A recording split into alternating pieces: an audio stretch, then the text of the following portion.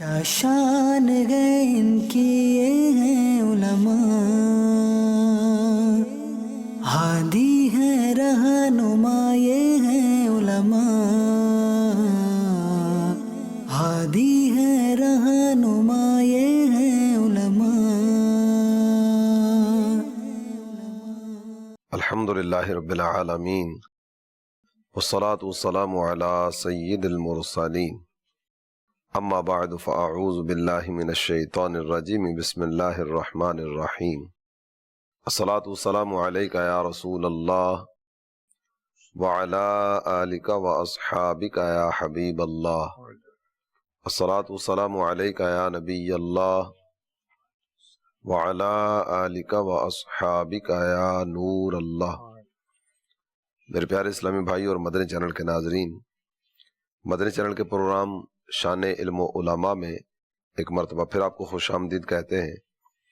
آئیے آج کے موضوعات کی طرف بڑھنے سے پہلے اپنے کریم و رحیم آقا، اپنے مشفق اور مہربان آقا صلی اللہ تعالی علیہ وآلہ وسلم کی ذات اقدس پر درود پاک کے نذرانے پیش کرنے کے تعلق سے ایک حدیث شریف کا کچھ حصہ سننے کی سعادت حاصل کرتے ہیں۔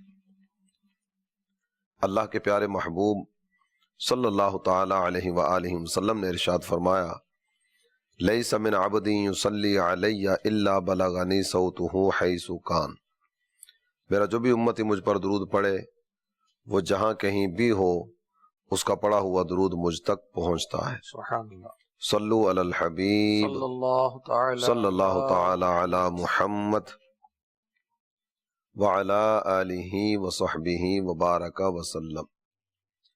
اللہ تعالی جل جلالہ کے نیک بندوں کی مختلف طرح کی مبارک عادات ہوا کرتی ہیں، اور جو بھی ولی اللہ ہے وہ سرکار دو جہاں، قبلہ دین و ایمان، کعبہ دل و جاں، سرور ذیشاں، باعث تخلیق کون و مکان صلی اللہ تعالی علیہ وآلہ وسلم کی صفات کا مظہر ہوا کرتا ہے۔ اولیاء کرام میں بہت ساری عادات مبارکہ اس طرح کی ہوتی ہیں جو نبوی عادات کی برکتیں خصوصیت کے ساتھ حاصل کر رہی ہوتی ہیں۔ آئیے یہ تذکرے بھی سنتے چلے جائیں، ان صالحین کے ذکر کی برکتوں سے اپنی قلب و روح کی تسکین کا سامان بھی کرتے چلے جائیں، اور خاص طور پر جب بھی کسی اللہ تعالی جل جلالہ کے نیک بندے کا تذکرہ سنیں، ان کی مبارک عادات کیا تھی، ان کا زہد و تقوی کا انداز کس طرح کا تھا، تلاوت قرآن، عبادات، ریاضات اور دیگر جو بھی ان کے مجاہدات وغیرہ کے معاملات تھے ان پر بھی توجہ رہے، اور صرف توجہ کی حد تک نہ ہو، ان کی اداؤں کو ادا کرنے کا ذہن بھی ساتھ ساتھ بنتا چلا جائے۔ ماشاءاللہ۔ نگران پاکستان حفظہ اللہ الحنان ہمارے درمیان جلوہ فرما ہوتے ہیں، اور ان کے ارشادات عالیہ کی برکتیں ہم حاصل کرنے کی سعادت پاتے ہیں۔ آئیے نگران پاکستان کی طرف بڑھتے ہیں اور دیکھتے ہیں کہ آج ہمارے اس پروگرام کے پہلے سیگمنٹ ایک عالم، ایک عظیم شخصیت، اس میں آج کی ہماری شخصیت کون سی ہے اور ان کی مبارک ذات میں پائے جانے والے اوصاف کون کون سے ہیں۔ شان علم و علماء۔ بسم اللہ الرحمن الرحیم۔ حضرت سیدنا عمرو بن دینار رحمۃ اللہ علیہ کا انتہائی مختصر تعارف اور ان کے اقوال مبارک سے انشاءاللہ برکتیں لیں گے۔ آپ کا نام مبارک ہے عمرو، اور والد کا نام ہے دینار، اور آپ کی کنیت ہے ابو محمد۔ حضرت سیدنا صحابی ابن صحابی امیر معاویہ رضی اللہ عنہ کے دور خلافت میں 46 سنی ہجری میں آپ دنیا میں تشریف لائے۔ اس کی تھوڑی سی وضاحت اگر نام کی ہو جائے کہ عام طور پر اس کو پڑھنے میں کچھ اور پڑھا جاتا ہے، عمرو کو آخر میں واو آتی ہے نا، جی تو کئی اس کو عمرو پڑھتے ہیں۔ صحیح تو اس کا پڑھنا وہ عمرو ہے۔ وہ آپ فرما رہے تھے نا کہ کتنے صحابہ؟ تقریباً 200 صحابہ اس طرح کے ہیں جن کا نام عمرو ہے۔ سبحان اللہ۔ وہ دور رسالت میں عمر اور عمرو، اس کی کیا وجہ ہوئی تھی؟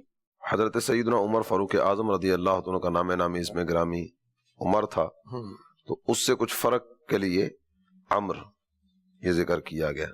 ماشاءاللہ. کئی ایک حضرات اس طرح کے ہیں کہ جن کا نام عمر ہے، اور جس طرح صحابہ کرام علیہم رضوان کے تعلق سے عرض کیا کہ تقریباً 200 صحابہ ایسے ہیں کہ جن کا نام عمر ہے. تو اپنے بچوں کے نام اہل بیت کے نام پر رکھے جائیں، صحابہ کرام علیہم رضوان کے نام پر رکھے جائیں، اور ان کے اسماء گرامی کی برکتیں پائی جائیں. ماشاءاللہ. ہمارے اسد بھائی کے ایک شہزادے کا نام بھی عمر ہے. اب اس کو عمر باز کہتے ہیں، وہ میم ساکن ہے نا، جی. عمر. اب وہ اردو کے اندر وہ جو واو بھی آئے گا تو پڑھنے میں ہر ایک کو آسانی نہیں ہوتی. اس میں بعض اوقات نا نام تو یہی رکھا جاتا ہے، لیکن لکھنے میں الف میم را جی یہ لکھا جاتا ہے، اور اس کو عمر پڑھتے ہیں. جی جی. تو درست جو ہے وہ یہی ہے جس انداز میں یہ لکھا ہوا آپ دیکھ بھی رہے ہیں، اور اس کا تلفظ عمر. تو حضرت سیدنا عمرو بن دینار رحمۃ اللہ علیہ تابعی بزرگ، مکہ مکرمہ کے جلیل القدر تابعین کرام میں سے آپ ہیں، اور آپ کے استادوں میں ظاہر صحابہ کرام ہیں، مگر بڑے عظیم الشان. ہر صحابی جنتی ہیں اور شان والے ہیں، مگر ظاہر کہ بعض کو بعض پر فضیلت ہوتی ہے. حضرت سیدنا عبداللہ ابن عباس اور حضرت سیدنا عبداللہ ابن عمر رضی اللہ عنہما یہ ان کے اساتذہ کرام میں سے ہیں. حضرت ابو ہریرہ رضی اللہ تعالی عنہ بھی اس میں شامل ہیں، حضرت انس بن مالک رضی اللہ عنہ بھی شامل ہیں، اور دیگر صحابہ بھی ہیں. اور شاگردوں میں حضرت امام جعفر صادق رحمۃ اللہ علیہ اور حضرت سفیان ثوری رحمۃ اللہ تعالی علیہ جیسی شخصیات ہیں.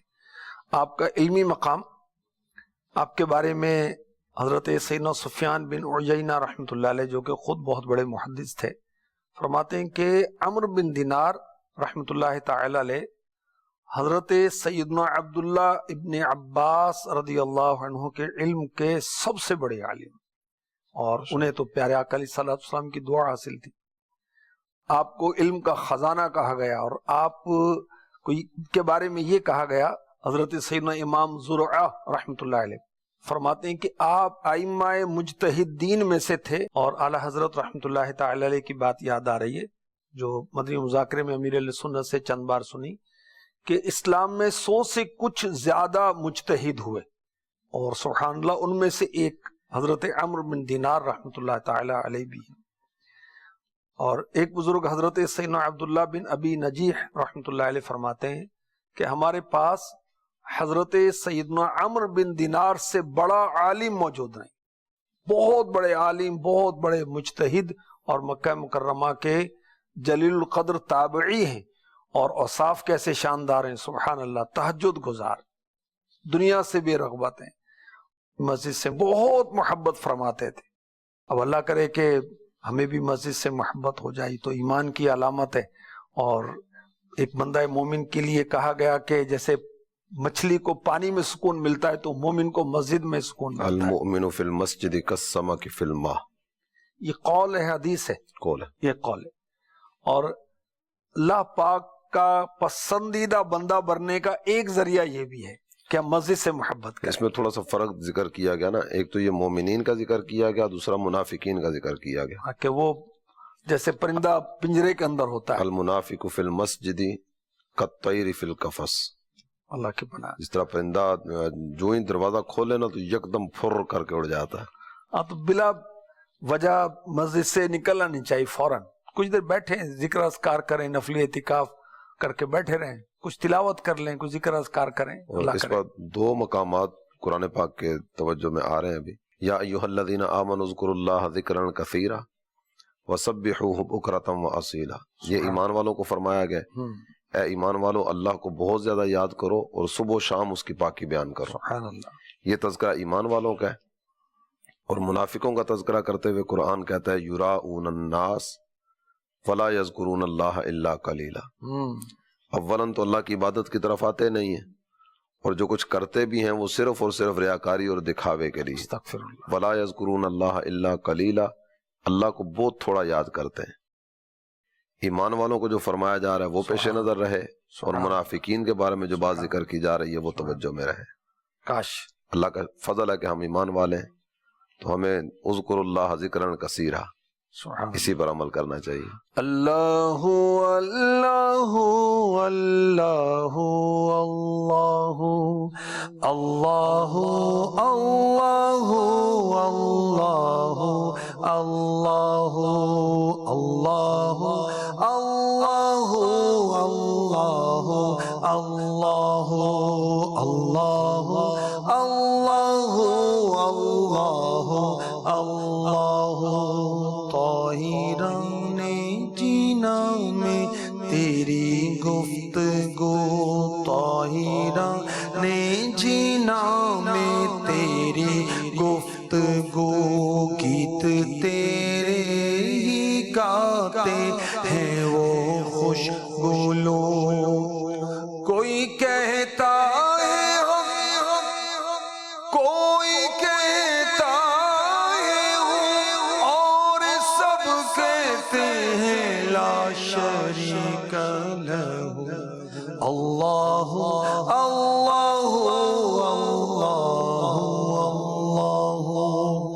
اللہ اللہ اللہ کرنا یہ بھی ذکر اللہ ہے، تلاوت بھی ذکر اللہ ہے، اذان دینا، اذان کا جواب دینا، دروشی پڑھنا، نیکی کی دعوت دینا، درس و تدریس اچھی اچھی نیتوں کے ساتھ، سب یہ ذکر اللہ، بہت سی قسمیں اس کی بیان کی گئیں۔ تو مسجد سے محبت کرنے کے تعلق سے میرے آقا صلی اللہ علیہ وسلم نے فرمایا جو مسجد سے محبت کرتا ہے اللہ پاک اسے اپنا محبوب بنا لیتا ہے۔ اس حدیث کی شرح حضرت علامہ عبدالرؤف مناوی رحمۃ اللہ تعالی علیہ یوں لکھتے ہیں کہ مسجد سے الفت اس طرح کہ اللہ کی رضا کے لیے مسجد میں اعتکاف کرے، نماز پڑھے، ذکر اللہ کرے، شرعی مسائل سیکھنا سکھانا، اس کے لیے بیٹھے رہنے کی عادت بنانا، یہ مسجد سے الفت اور محبت اور پیار ہے۔ اور اللہ پاک ایسے بندے سے محبت کرتا ہے، اس کی وضاحت کیا ہے کہ اللہ تبارک و تعالی اس کو اپنی رحمت میں جگہ عطا فرماتا ہے اور اس کو اپنی حفاظت میں داخل کرتا ہے۔ حضرت عمرو بن دینار رحمۃ اللہ تعالی علیہ کی عبادت کا علم یہ تھا کہ رات کو 3 حصوں میں تقسیم کیا ہوا تھا، ایک حصہ آرام کرتے تھے، ایک حصہ درس حدیث دیتے اور ایک حصے میں نفل عبادت کا اہتمام فرماتے تھے، اور حضرت دنیا سے بہت بے رغبت تھے۔ اللہ اکبر، اللہ ان کے صدقے ہمیں بھی دنیا سے بے رغبتی نصیب فرمائے، اللہ تبارک و تعالیٰ کی ان پر رحمت ہو اور ان کے صدقے ہماری بے حساب بخشش ہو، آمین۔ الدنیا دار من لا دار لہ، دنیا اس کا گھر ہے جس کا کوئی گھر نہیں۔ اللہ اکبر۔ اور جب آپ نے مسجد سے محبت کا تذکرہ فرمایا نا، تو اس میں کئی احادیث میں یہ مضمون موجود ہے کہ جو ایک نماز ادا کرنے کے بعد وہیں مسجد میں دوسری نماز کے انتظار میں بیٹھا رہتا ہے، تو گویا وہ درمیان والا جو وقت ہے نا وہ بھی نماز ہی ادا کر رہا ہے، سبحان اللہ، نماز ہی میں ہے۔ تو نماز سے کچھ پہلے چلا جائے، جا کر ذکر اذکار میں مشغول رہے۔ اچھا، طلباء کرام اور مسجدوں کو آباد کرنا کچھ اس تعلق سے، ویسے تو ہر مسلمان کے لیے اس کی فضیلت ہے، وہ بھی اس فضیلت کو پا سکتے ہیں، جیسے ہم کہہ رہے ہیں نماز کے لیے آئیں گے، اس سے پہلے کچھ بیٹھ جائیں، کچھ تلاوت کریں، ذکر اذکار کریں، اور دعوت اسلامی تو مسجد بنا بھی رہی ہے، آباد بھی کر رہی ہے، مسجد برو تحریک جاری رہے گی، ہم تو نعرے لگاتے ہیں امیر علیہ سنت کے فیضان سے۔ مساجد بنانے کا جس طرح آپ نے ذکر فرمایا، تو سالانہ اس کی ایوریج مساجد بنانے کے تعلق سے اس وقت کیا ہوگی؟ یہ خدا المساجد والمدارس والے یہ ہمیں بتاتے ہیں کہ اوسطاً 1 مسجد یا 2 مسجد کا فرماتے ہیں ڈیلی، یہ ڈیلی کا حساب کتاب ہے دنیا بھر میں۔ کہیں سنگ بنیاد ہو رہا ہوگا، کہیں پلاٹ خریدا جا رہا ہوگا، کہیں تعمیرات ہوں گے، لینٹر ڈل رہا ہوگا، کہیں پہلی نماز سے افتتاح ہو رہا ہوگا۔ مسجدیں بنانا سنت انبیاء ہے، اللہ پاک ہمیں مسجدیں بنانے والا، آباد کرنے والا رکھے۔ دعوت اسلامی کے قافلوں نے دور دراز انٹیریئرز میں، سندھ میں، پنجاب میں، بلوچستان میں، کے پی کے میں، کشمیر کے دور دراز علاقوں میں جا کے مسجدیں کھولی، تالے لگ گئے تھے، کوئی نماز پڑھنے والا نہیں تھا، کوئی امامت کرنے والا نہیں تھا، اور اب بھی ہزاروں مساجد ایسی ہیں، انشاءاللہ ہم اس کو بھی آباد کریں گے۔ ہمارے طلباء کرام کی خدمت میں خاص طور پر یہ عرض کرنا چاہوں گا، اللہ تعالیٰ جل جلالہ نے نور علم سے سینہ منور فرمایا، تو ہمیں مساجد سے پیار کا سلسلہ بھی کرنا چاہیے اور مساجد کی آباد کاری کی طرف بھی توجہ کرنی چاہیے۔ بعض اوقات ایسا ہوتا ہے کہ آپ شہر کی آبادی سے تھوڑا سا آگے پیچھے نکلے نا، تو کئی عاشقان رسول نے مین روڈ پر یا آگے پیچھے کسی جگہ پہ مسجد بنائی ہوتی ہے، لیکن وہ اپنے ذوق شوق اور محبت میں مسجد تو تعمیر کر گئے، لیکن باقاعدہ سے وہاں جماعت کا سلسلہ نہیں ہوتا۔ ایسے ہی کئی پیٹرول پمپس اس طرح کے ہیں کہ جہاں باقاعدہ سے مسجد کی جگہ تو بنائی گئی ہے، باقاعدہ مسجد بھی یا جائے نماز جو بھی صورت ہوتی ہے وہ بنانے کا سلسلہ ہوتا ہے، اور کئی پیٹرول پمپ اس طرح کے ہیں کہ جو ٹھیک ٹھاک آباد ہوتے ہیں، جہاں لوگوں کا رش وغیرہ کا سلسلہ ہوتا ہے، تو ایسی جگہوں پر اگر تراکیب کر کے 5 نمازیں با جماعت ادا ہوں، اس کا اہتمام کر دیا جائے، تو اس سے اللہ کی رحمت سے امید ہے کہ ڈھیروں ڈھیر اجر و ثواب کا حصہ ہاتھ آئے گا۔ امامت کرنے والے اب پسند کرتے ہیں جو وی آئی پی ایریاز ہوتے ہیں یا شہر کے ایریاز ہوتے ہیں، دور دراز، چاہے ان کا اپنا ہی گاؤں ہو، وہاں بھی جانا پسند نہیں کرتے۔ اس میں 2 چیزیں نا، ایک میں مالی منفعت ہے اور ایک میں دینی منفعت۔ جب دونوں کو سامنے رکھ کے، یہاں تو تول کا تصور بھی نہیں ہے نا کہ ان دونوں کو آپس میں تولیں، اور دنیا آخرت کا کیا مقابلہ ہے؟ کوئی مقابلہ نہیں۔ اور خاص طور پر یہ بھی ہے کہ جس کو جو بھی کائنات میں نعمت ملی ہے وہ اللہ تعالیٰ جل جلالہ کی عطا کردہ ہے۔ بے شک۔ اور جو بندہ رب کے دین کو آباد کرنے کی کوشش کر رہا ہے، مساجد کو آباد کرنے کی کوشش کر رہا ہے، یہ تو اللہ کی رحمت کا زیادہ حقدار ہے۔ سبحان اللہ۔ اور ایسوں کے لیے ایسے ایسے رزق کے خزانے کھول دیے جاتے ہیں، وہ خود بھی ورطہ حیرت میں مبتلا ہوتے ہیں۔ بے شک۔ وَمَن يَتَّقِ اللَّهَ يَجْعَل لَّهُ مَخْرَجًا، جو اللہ سے ڈرتا ہے، تقوی اور پرہیزگاری کی دولت اختیار کرتا ہے، اللہ تعالیٰ اس کے لیے رستے کشادہ فرما دیتا ہے۔ وَيَرْزُقُهُ مِنْ حَيْثُ لَا يَحْتَسِبُ، سبحان اللہ۔ اور اسے وہاں سے رزق عطا فرماتا ہے جہاں سے اس کو وہم و گمان بھی نہیں ہوتا۔ اچھا، اس میں امیر علیہ سنت کی بات یاد آ رہی ہے۔ آپ فرماتے میرا چیلنج ہے کہ آپ مجھے ایک بتا دیں کسی عالم نے خودکشی کی، اور جو دنیا کی ڈگری لیے ہوئے ہیں وہ تو خودکشی کرتے، عالم خودکشی نہیں کرتا، الحمدللہ۔ اور اللہ کا کرم ہے، کھاتے پیتے ہیں، موج کرتے ہیں، اللہ پاک ان کو برکت دیتا ہے اور غیب سے رزق عطا فرماتا ہے۔ خیر، مسجدیں آباد کریں، اللہ کرے ہم، اور دعوت اسلامی کے مدنی مشورے، دعوت اسلامی کے ذمہ داران کے مدنی مشورے، ہفتہ وار اجتماعات، بعد فجر جو تفسیر سننے سنانے کا حلقہ، کتنے سارے کام مسجد میں ہوتے ہیں، اور الحمدللہ مسجدیں دعوت اسلامی کی برکت سے آباد بھی ہو رہی ہیں، بن بھی رہی ہیں، اور اس میں نمازیوں کی تعداد بھی بڑھ رہی ہے۔ ابھی چند دنوں پہلے نگران شورا نے جو امام صاحبان ہیں دعوت اسلامی کے تحت، وہ ماشاءاللہ امامت کر رہے ہیں، ان کا وہ سنت و بھرا اجتماع کیا، میں نے بھی ان سے ملاقات کا شرف حاصل کیا، تو کئی ایک نے بتایا کہ ہمارے ہاں 2-3 نمازی ہوتے تھے، شہر سے ہٹ کر مسجد ہوگی تو اب الحمدللہ اتنی صفیں ہوتی ہیں، اب 35 نمازی ہو گئے، پہلے اتنے تھے اب ڈبل ہو گئے۔ تو الحمدللہ دعوت اسلامی مسجدوں کو آباد کر رہی ہے، اللہ پاک ہر مسلمان کو توفیق عطا فرمائے۔ سرکار دو عالم صلی اللہ تعالی علیہ وآلہ وسلم نے مساجد بنانے کا حکم دیا، اس کو صاف ستھرا رکھنے کا حکم دیا، تو آئیے مساجد بنائیں، ان کی صفائی ستھرائی میں اپنا تعاون پیش کریں، اور اس کے ساتھ ساتھ مسجد کی اصل آبادی وہ یہ ہے کہ مسجد کو سجدوں کے ذریعے آباد کیا جائے، اس طرف بھی توجہ فرمائیں۔ اللہ تعالی ہمیں مساجد سے محبت کرنے والوں میں شمار فرمائے۔ آمین آمین۔ آئیے اگلے سیگمنٹ کی طرف بڑھنے سے پہلے ایک سوال شامل سلسلہ کرتے ہیں اور دیکھتے ہیں کہ کون کہاں سے کیا پوچھنا چاہ رہے ہیں۔ میرا نام محمد شکیل اتاری ہے اور میں مرکزی جامعۃ المدینہ سانگلہ ہل کے درجہ خامسہ کا طالب علم ہوں۔ یا سیدی، میرا آپ کی بارگاہ میں سوال یہ ہے کہ ایک عالم دین کو بحیثیت عالم دین اور ایک طالب علم کو بحیثیت طالب علم معاشرے میں اپنی زندگی کس طرح گزارنی چاہیے، اور اس بارے میں ہمارے اسلاف رحمہ اللہ کے کچھ واقعات بیان فرما دیجیے۔ اس وقت ان کی موجودہ کیفیت چونکہ طالب علم کی ہے، اور آگے جو ہدف ہے اس طرف بڑھ رہے ہیں، تو اس کا بھی پوچھ لیا اور موجودہ کیفیت کا بھی پوچھ لیا۔ لیکن علماء کے بارے میں تو میں کیا عرض کروں گا، خیر طلباء کرام کے لیے بھی تو عرض کرنے کی میری جرت نہیں، لیکن خیر مجھے وہ فرمایا گیا میں عرض کر دیتا ہوں۔ معاشرے کا جو بھی فرد ہے، تو ہمارا معاشرہ کیا ہے؟ اسلامی معاشرہ ہے نا، الحمدللہ۔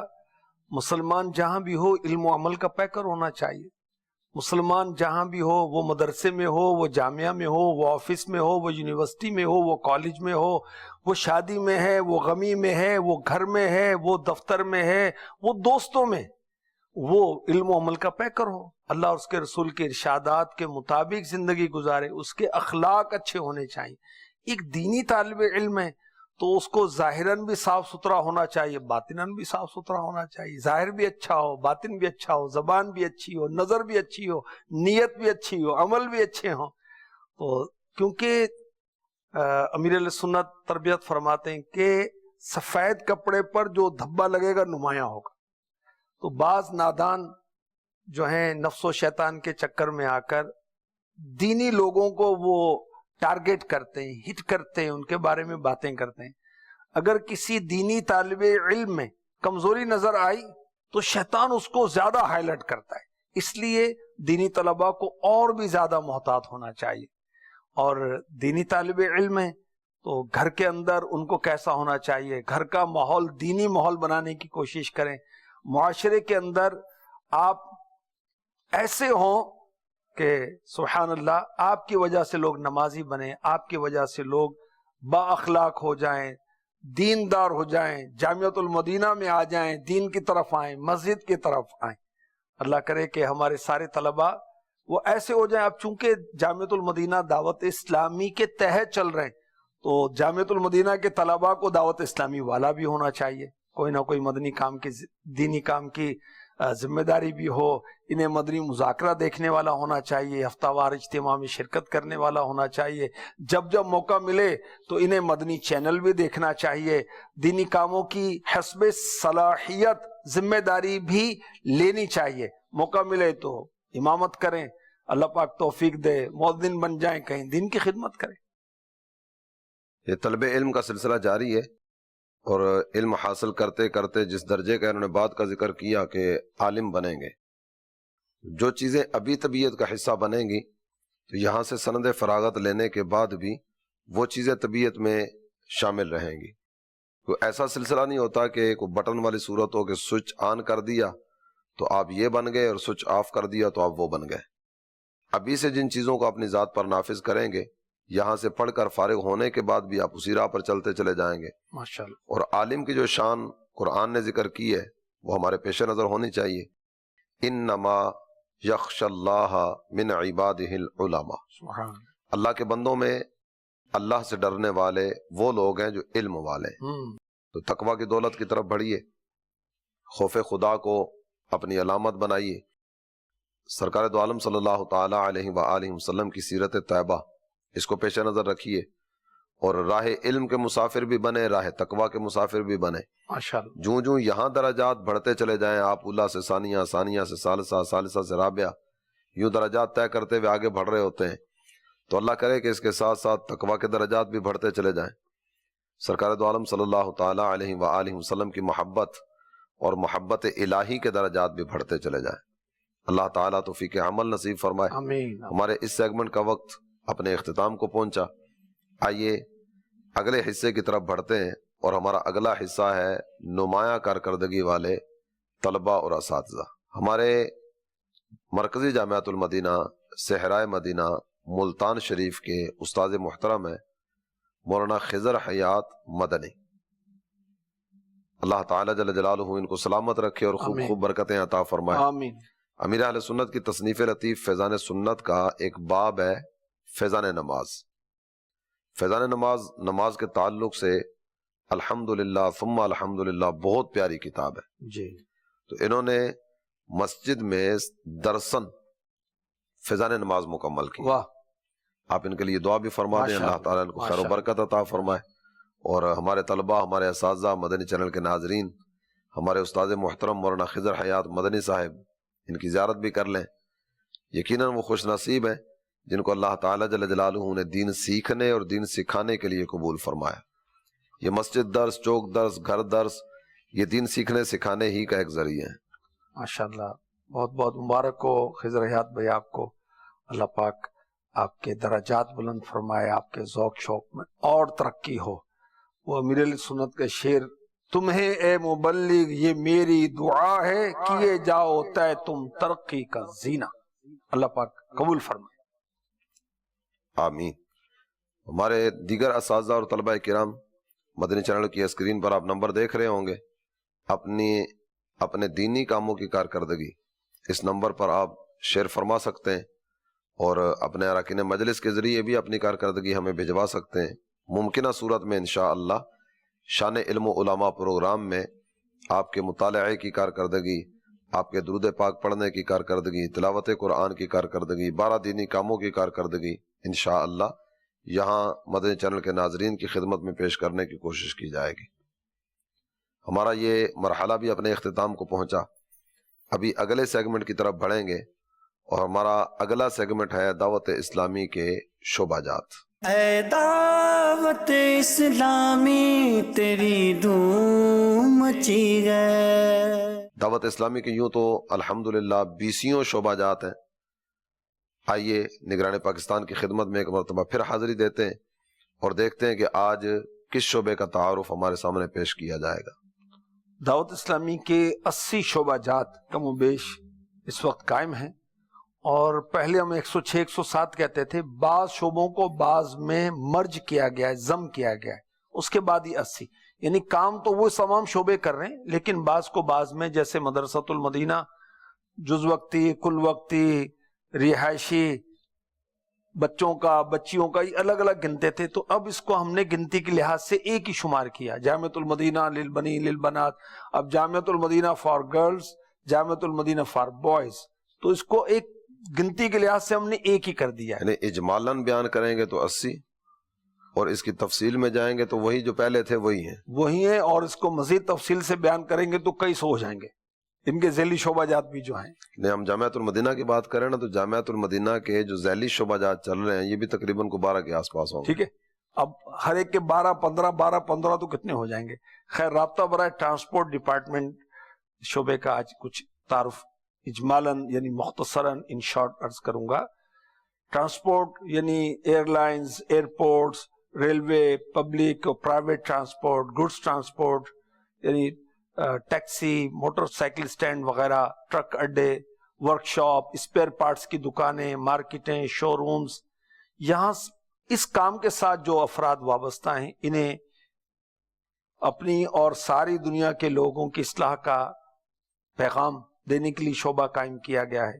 الحمدللہ اکتوبر 2020 کی کارکردگی کے مطابق اس شعبے کے تحت ماشاءاللہ 409 درس ہو رہے ہیں، اور 304 مدرسۃ المدینہ بالغان قائم ہیں، اور 1500 سے ابو زیادہ اسلامی بھائی قرآن پاک اس شعبے کے تحت الحمدللہ پڑھ رہے ہیں۔ پھر ہفتہ وار اجتماع، مدنی مذاکرہ، علاقائی دورہ وغیرہ میں بھی اسلامی بھائی اس الحمدللہ شرکت کی سعادت حاصل کر رہے ہیں۔ شعبہ کس طرح کام کر رہا ہے؟ اس شعبے کے تحت مختلف ذیلی شعبے بنے ہوئے، جا کر اسلامی بھائی سے ملاقات کرتے ہیں، انہیں قرآن پاک پڑھنے کی دعوت دیتے ہیں، اور خاص طور پر اس شعبے کے اندر اس انداز سے کام کیا جاتا ہے کہ جہاں جہاں اڈے بنے ہوئے ہیں وہاں کی مساجد میں امام فراہم کیا جاتا ہے، قرآن پاک پڑھانے کا سلسلہ ہوتا ہے۔ پھر بسوں کے اندر مدنی چینل چلے، امیر اہل سنت، دیگر مبلغین دعوت اسلامی کے آڈیو ویڈیو بیانات چلیں، مدنی مذاکرے چلیں، یعنی سفر ہو نیکیوں کے ساتھ، گناہوں کے ساتھ کیوں؟ کئی لوگ سفر میں جاتے ہیں واپس نہیں آتے، سفر آخرت شروع ہو جاتا ہے، تو کیا معلوم ہمارا یہ آخری سفر ہو، کیا معلوم اس سفر کے دوران ہی ہم آخرت کے سفر پر روانہ ہو جائیں۔ تو یہ الحمدللہ مبلغین دعوت اسلامی اور الحمدللہ مدنی چینل کے مبلغین، امیر اہل سنت وغیرہ کے بیانات وغیرہ کا سلسلہ ہوتا ہے، سفر بھی ہوتا رہتا ہے، اور پھر غلام رسول کے کارٹون وغیرہ دیگر تراکیب بھی کی جاتی ہیں۔ تو اس شعبے کے اہداف کیا ہیں کہ جو میں نے بتایا کہ اس شعبے کے تحت جو ذیلی شعبے ہیں ان میں جا کر ان لوگوں کو دعوت اسلامی کے دینی ماحول کے ساتھ وابستہ کرنا ہے۔ الحمدللہ اس شعبے کی برکت سے بہت سارے مسلمان جو اس شعبے سے وابستہ تھے وہ گناہوں سے تائب ہو کر نیکیوں بھری زندگی گزار رہے ہیں، اور بہت سارے الحمدللہ دعوت اسلامی کا پارٹ بھی بن گئے۔ آپ کو استاد صاحب اندازہ ہوگا کہ بہت سارے ڈرائیور نشے کرنے والے ہوتے ہیں اور نمازیں چھوڑنے والے ہوتے ہیں، ویسے بھی معاشرے کے اندر نشہ اور یہ چیزیں، تو اس شعبے میں کام کر کے بھی الحمدللہ بہت ساروں کو گناہوں بھری زندگی سے تائب کیا گیا ہے الحمدللہ۔ آپ ذکر کر رہے تھے سفر ہو تو نیکیوں کے ساتھ، جی، گناہوں میں رہتے ہوئے سفر کیوں ہو؟ تو ایک تو وہ ہیں جو پبلک ٹرانسپورٹ چلانے والے ہیں، بس چلانے والا ہے، ٹرک چلانے والا ہے، یا کوئی اور گاڑی چلانے والا ہے، تو یہ تو اپنی جگہ پر ان میں مدنی کام کرنے کرانے کا سلسلہ ہو رہا ہے اور ان کو نیکی کی دعوت دی جا رہی ہے۔ اس کے ساتھ ساتھ انفرادی طور پر جو سفر کی صورتیں ہوتی ہیں، وہ سفر کرنے والا اگر ایک اعتبار سے کہا جائے تو وہ موت کے منہ میں ہوتا ہے۔ وہ کئی اس طرح کے ہیں کو روزانہ ہی سفر کے دوران نظر آ رہا ہوتا ہے، ایکسیڈنٹ ہو گیا، کتنے مر گئے، کتنے زخمی ہو گئے۔ تو ان کو کیا محتاط ہو کر سفر نہیں کرنا چاہیے؟ توبہ استغفار کر کے کرنا چاہیے، اور تسبیح لے کر جائیں، ذکر اذکار کریں، حضور پر درود پڑھیں صلی اللہ تعالی علیہ وسلم۔ صراط الجنان اور دعوت اسلامی کی ایپ ہے، صراط الجنان میں اب قرآن ترجمہ و تفسیر سننے کا آپشن بھی آ گیا ہے۔ اس فیچر کے ذریعے ہم کچھ بھی نہیں کرنا، ہینڈ فری لگا کر بیٹھ جائیں تو تلاوت ہوتے رہے گی، ہم سنتے رہیں گے، معلومات میں اضافہ ہوتا رہے گا۔ گاڑی میں تو ہینڈ فری کی بھی حاجت نہیں ہے نا، گاڑی میں تو باقاعدہ سے پورا نظام ہوتا ہے۔ اگر آپ صرف تلاوت قرآن سننا چاہتے ہیں تو وہ بھی الحمدللہ اپنی ایپ موجود ہے قرآن پاک کے تعلق سے، وہ بھی ہے بالکل، اور اس میں 3 قاری صاحبان کی آواز میں قرآن پاک آپ سن سکتے ہیں۔ اسی طرح ترجمہ اور تفسیر والی ایپ موجود ہے، یہ اگر آپ سننا چاہیں تو اس کو آپ سن سکتے ہیں۔ جی اس طرح جو دعوت اسلامی کے کڈز مدنی چینل ہے، خود مدنی چینل موجود ہے، اس کی ایپ موجود ہے، آپ مدنی چینل دیکھتے جائیں، بھائی سفر بھی ہوتا جائے گا، اللہ رسول کو یاد بھی ہوتی رہے گی۔ گناہ بھرے جتنے بھی انداز ہیں، گناہ کرنے والی چیز تو ہے نہیں ہے، کرنے والے کام تو وہی ہیں جو اطاعت والے ہیں، فرما برداری والے ہیں، تقوی والے ہیں، پرہیزگاری والے ہیں۔ بے شک۔ تو ایسے وقت میں ویسے تو تمام ہی اوقات نافرمانی سے اپنے آپ کو بچانا چاہیے، لیکن ایسے وقت میں تو اور زیادہ احتیاط کی حاجت ہوتی ہے کہ کچھ پتہ نہیں ہے کہ اگلے مرحلے میں کیا ہو۔ ویسے بھی ہر مرحلہ ہی اس طرح کا ہے، لیکن سفر میں چونکہ اس کے امکانات اور خدشات زیادہ ہوتے ہیں تو مسافرین کو تو اور زیادہ اہتمام کے ساتھ نیکی والے کاموں کی طرف توجہ کرنی چاہیے۔ جی اللہ تعالیٰ توفیق عمل نصیب فرمائے۔ آمین۔ دعوت اسلامی کے ایک شعبے کا تعارف بھی ہم نے سنا، اور ہو سکتا ہے کہ کئی ناظرین اس طرح کے ہوں کہ جن کی معلومات میں یہ پہلی مرتبہ آیا ہو کہ دعوت اسلامی یوں اس انداز میں ٹرانسپورٹ والوں میں بھی مدنی کام کر رہی ہے۔ اللہ تعالیٰ ان تمام تر دینی کاموں کو مزید برکتیں عطا فرمائے، آمین اور اللہ تعالیٰ ہم سب کو اپنے دین کی خدمت کے لیے قبول فرمائے۔ آمین۔ اگلے سیگمنٹ کی طرف بڑھنے سے پہلے ایک سوال مزید شامل سلسلہ کریں گے، آئیے سوال کی طرف بڑھتے ہیں۔ عمیر اتاری، مرکزی جامعۃ المدینہ فیضان مدینہ جوہر سے عرض کر رہا ہوں۔ رکن شورا حاجی شاہی صاحب کی بارگاہ میں عرض ہے کہ ایک طالب علم کو ایسی کن خصوصیات کا حامل ہونا چاہیے، اس میں ایسی کون سی خصوصیات ہوں کہ جس کی وجہ سے اسے ایک تنظیمی ذمہ داری مل سکتی ہو؟ جوہر ٹاؤن لاہور سے یہ طالب علم بات کر رہے تھے۔ ماشاءاللہ جوہر ٹاؤن جو ہے یہ ہمارا لاہور ریجن کا مدنی مرکز ہے الحمدللہ۔ اب دیکھیں کہ آپ نے دینی کام کرنا ہے تو دینی کام بلکہ ہر کام اللہ کی رضا کے لیے ہونے چاہیے۔ اب آپ مدنی کاموں کی، دینی کاموں کی ذمہ داری لیں تاکہ میں نگران کابینہ بن جاؤں، نگران مجلس بن جاؤں، ہو سکتا ہے آئندہ چل کر کو رکن شورا ہی بن جاؤں، تو یہ تو درست نہیں لگ رہا نا۔ تو آپ اللہ کی رضا کے لیے دین کا کام کریں، اپنا جو علم حاصل کر رہے ہیں، جامعۃ المدینہ کا جو سلیبس ہے اس کے مطابق بھی چلیں، اور روزانہ 2 گھنٹے دعوت اسلامی کے دینی کاموں کے لیے بھی دیں۔ اچھا، شروع سے ہی جب آپ دینی کاموں کے عادی بنیں گے تو اللہ چاہے گا کہ درس نظامی سے فارغ ہوں گے، آپ کے نام کے ساتھ عمیر مدنی، یعنی آپ عمیر اتاری مدنی بن جائیں گے۔ تو اس وقت آپ کی کارکردگی کو دیکھ کر آپ کے نگران جو ہیں آپ کو آگے بڑھائیں گے۔ اور الحمدللہ استاد صاحب، ہم نے ایک عرصہ ہو گیا، ہم جب بھی بڑی ذمہ داریوں پر لے کر آتے ہیں تو ہم دیکھتے ہیں کہ جس سطح سے ہم نے اٹھا کر اس کو بڑا نگران بنانا ہے، بڑی ذمہ داری پر لانا ہے، ان میں مدنی کون ہے؟ تو مدنی کو ہم ترجیح دیتے، اور یہ تو امیر اہل سنت کی بھی تربیت کہ علماء دین کا کام بہتر انداز سے کر سکتے ہیں۔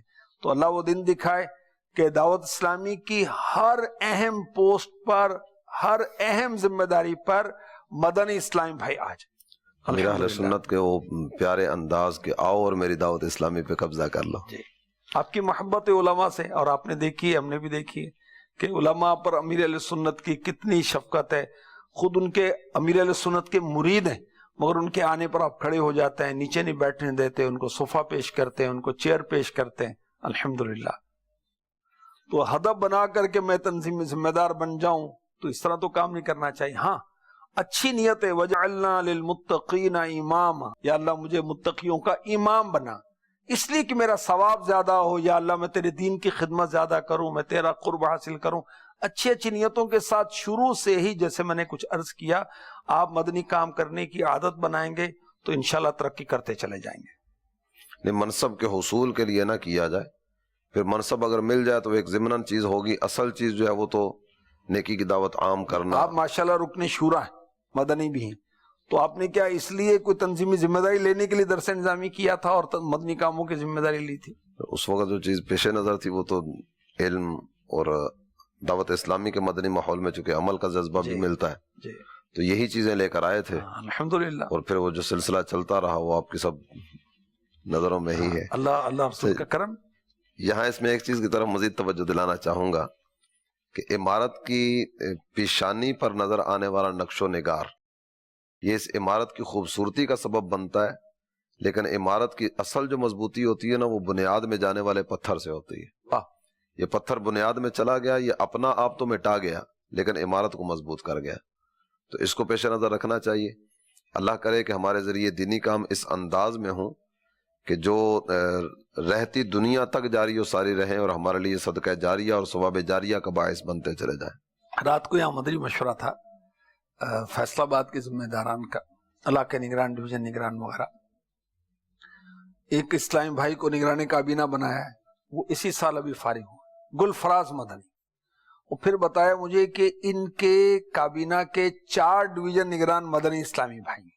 ماشاءاللہ۔ تو الحمدللہ مدنیوں کی تو دعوت اسلامی بہت قدر کی جاتی ہے، دینی کاموں کے لیے بھی ان کو آگے بڑھایا جاتا ہے الحمدللہ۔ ایک حد تک کہہ سکتے ہیں کہ ذیلی مشاورت سے لے کر اوپر تک شاید ہی کوئی مجلس اس طرح کی ہو کہ جس میں کسی نہ کسی جگہ پہ مدنی اسلامی بھائی موجود نہ ہو۔ الحمدللہ، یا جامعۃ المدینہ کے طلبہ ہوں گے، یا جامعۃ المدینہ کے اساتذہ ہوں گے، یا دیگر مدنی اسلامی بھائی ہوں جی گے۔ الحمدللہ۔ اللہ تعالیٰ ان میں مزید برکت عطا فرمائے۔ تو ابھی تو ماشاءاللہ ہزاروں کی تعداد میں مدنی اسلامی بھائی ہیں، اللہ تعالیٰ جلد وہ دن دیکھنا نصیب فرمائے کہ یہ 1,00,000+ ہوں اور پھر لاکھوں میں یہ فگا جائے۔ آمین آمین۔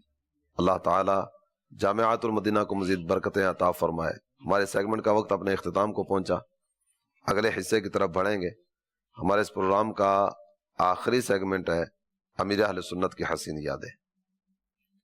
امیر اہل سنت کی حسین یادوں میں نگران پاکستان کی طرف ایک دفعہ پھر بڑھیں گے، اور آج کس حسین یاد کا تذکرہ ہوگا وہ سننے کی سعادت حاصل کریں گے۔ عطار رہنما ہے۔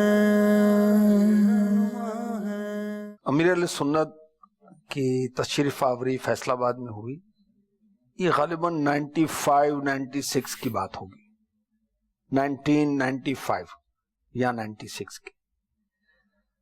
وہ کثیر اسلام بھائی امیر علیہ سنت سے ملاقات کے خواہش مند تھے، اب بھی ہوتے، لیکن ظاہر ہے کہ ایک انار 100 بیمار، یہ بھی پرانی ہو گئی کہاوت۔ اب تو ایک امیر علیہ سنت اور ملنے والے کروڑوں ہیں، اب کس کس سے ملیں۔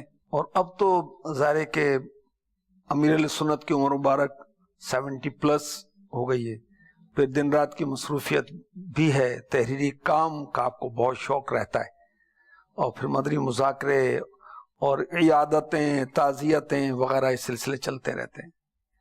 خیر، تو امیر علیہ سنت نے کچھ گفتگو ہوئی، اس دوران یہ بھی ارشاد فرمایا کہ میری طرح تمہارا بھی کوئی ذاتی دوست نہیں۔ آپ کو یہ بات فرمائے جی، وہ الحمدللہ حوصلہ افزائی بھی اس میں ہوئی، اور اس میں ایک پیغام بھی، تربیت بھی ہے نا، کہ ہمیں اپنے ذاتی دوست نہیں بنانے چاہیے۔ نہیں، میری طرح کہہ کر وہ اپنا اندیا بھی دے دیا کہ میری پسند یہی ہے کہ ذاتی دوستی نہ ہو۔ جی جی، اب بعض ذاتی دوستیوں کے چکر میں پڑتے ہیں، اور پھر وہ دین کا کام یا تو نہیں کر پاتے یا وسیع پیمانے پر نہیں کر پاتے۔ جب ایک کے ساتھ آپ وابستہ ہیں یا چند کے ساتھ دوستی، فرینڈ سرکل بن جاتا ہے، اسی کے اندر رہتے ہیں، تو پھر آپ بڑے پیمانے پر کیسے کام کر سکیں گے؟ جب آپ کا کاروبار گلی کے اندر ہے، بازار میں نہیں ہے، تو آپ کی آمدنی بھی پھر ایسی ہوگی۔ بڑا کاروبار کرنا ہے تو بازار میں جاتا ہے نا، ابھی بڑی مارکیٹ میں جاتا ہے، تو زیادہ لوگوں سے رابطہ ہوگا تو آپ دین کا کام بھی زیادہ کر سکیں گے۔ تو یہ امیر علیہ سنت کی ایک حسین یاد تھی میں نے شیئر کی. ذاتی دوستی والے جو ہیں یہ ایک دوسرے کے رکھ رکھاؤ میں چکر میں بعض اوقات رہ جاتے ہیں. جیسا لباس تمہارا ویسا میرا، اور اٹھنے بیٹھنے کے آنے جانے کے اوقات بھی ایک جیسے. اب یہ شاید ہو سکتا ہے کہ یہ بھی پسند نہ کریں کہ یہ کسی اور طرف چلا جائے، میں کسی اور طرف چلا جاؤں. روزانہ ملاقات بھی ہونی چاہیے، اور اس طرح کے اور کئی کام ہوں گے. سمجھایا کہ ایک نوجوان میرے پاس آیا کرتا تھا، اس نے داڑھی رکھی ہوئی تھی، تو وہ کہنے لگا کہ آپ دعا کریں میرا دوست داڑھی نہ منڈا دے، کیونکہ اگر اس نے داڑھی منڈا دی تو مجھے بھی منڈانی پڑ جائے گی. استغفر اللہ. ایسی دوستی. 19ویں پارے میں کسی بندے کا تذکرہ کیا گیا، یہ برگاہ رسالت میں حاضر ہوا، کلمہ پڑھا، مسلمان ہوا، اور جن سے پہلے تعلقات تھے ان سے تعلقات کا سلسلہ بھی رہا، جس کا نتیجہ یہ نکلا کہ یہ مرتد ہو گیا. اس کا ذکر کرتے ہوئے قرآن نے جو تذکرہ فرمایا، اس کی زبان پر کل قیامت کے دن حسرت بھرا جملہ ہوگا، یا ویلتا لیتنی لم اتخذ فلانا خلیلا. اے کاش میں نے دنیا میں فلاں کو اپنا دوست نہ بنایا ہوتا. لقد اضلنی عن الذکر بعد اذ جاءنی. میرے پاس تو ہدایت آ گئی تھی، ہدایت کے مل جانے کے بعد اس کی وجہ سے میں دوبارہ گمراہ ہو گیا. استغفر اللہ. تو ذاتی دوستیاں بعض اوقات مختلف طرح کے گناہوں کا دروازہ کھولنے کا سبب بھی بنتی ہیں. اللہ تعالیٰ جل جلالہ کی رضا کے لیے جو دوستی لگانے والے ہیں ان کو یہ آیت کریمہ پیش نظر رکھنی چاہیے، الاخلاء یومئذ بعضهم لبعض عدو الا المتقین. قیامت کے دن گہرے دوست آپس میں ایک دوسرے کے دشمن ہو جائیں گے، لیکن وہ دوستیاں اور وہ تعلقات جو تقوی اور پرہیزگاری کی بنا پر لگائے گئے یہ قیامت کے دن بھی باقی رہیں گے. سبحان اللہ. اللہ تعالیٰ ہمیں نیکی والوں سے دوستی لگانے کی توفیق عطا فرمائے، تقوی والوں کو دوست بنانے کی توفیق عطا فرمائے، اور اللہ کرے کہ نفسانی خواہشات کی تکمیل کے لیے تو کسی کے ساتھ کوئی تعلق ہی نہ ہو. اللہ اپنی رضا کے لیے تعلقات رکھنے کی توفیق عطا فرمائے. ہمارے پروگرام کا وقت اپنے اختتام کو پہنچا. آئندہ سلسلے میں انشاءاللہ نئے موضوعات کے ساتھ آپ کی خدمت میں حاضر ہوں گے. اللہ تعالیٰ توفیق عمل خیر عطا فرمائے. آمین بجاہ النبی الامین صلی اللہ تعالی علیہ وآلہ وسلم. کیا شان ہے ان کی یہ ہیں علماء.